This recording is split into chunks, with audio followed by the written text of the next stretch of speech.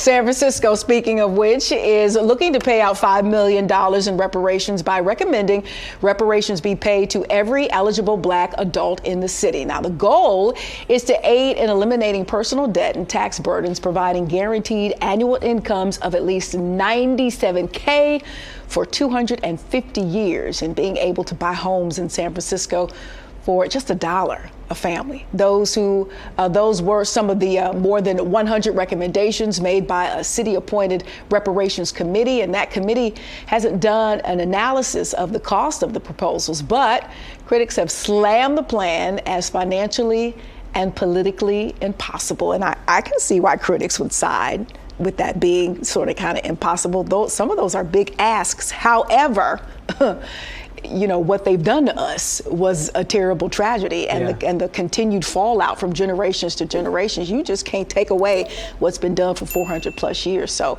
the ask should be big and astronomical, in my opinion. Well, and mind you, when people say, oh, it's financially and politically impossible, well, once upon a time when we were talking about climate change, there's a lot of people that saw that as a fringe issue. They didn't see the government investing billions and billions of dollars in fighting climate change. And so in our lifetime, we've seen an example on a number of different issues where people would say it's impossible, you know, for us to pass that politically, or it's impossible, you know, for us to make that kind of investment. Think of gay marriage, for example. Once upon a time, the idea of that being the law of the land, you know, that was out of the question. And so look at how far we've come in the conversation around reparations. It's gone from being a fringe conversation to a mainstream conversation. You have, you know, major leaders in government at every level, you know, that are looking at this issue, and not just as an academic exercise, but they're looking at how to practically get this done.